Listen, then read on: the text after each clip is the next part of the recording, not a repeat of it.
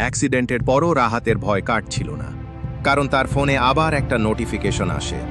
তুমি প্রথম পরীক্ষায় বেঁচে গেছো, এবার দ্বিতীয় পরীক্ষার জন্য প্রস্তুত হও।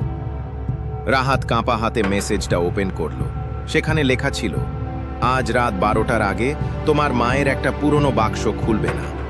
কিন্তু রাত বাড়ার সাথে সাথে রাহাতের মাথায় শুধু একটাই প্রশ্ন ঘুরছিল, বাক্সটার ভেতরে কি আছে?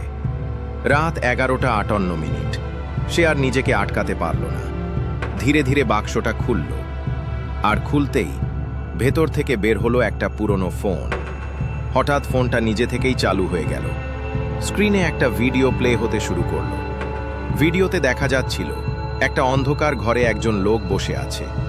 লোকটা ধীরে ধীরে মাথা তুলল, আর রাহাত চিৎকার করে উঠল, কারণ লোকটার মুখ হুবহু রাহাতের মতোই ছিল। তারপর ভিডিওর লোকটা হাসতে হাসতে বলল, আমি তোমার ভবিষ্যৎ, আর তুমি খুব বড় ভুল করে ফেলেছো।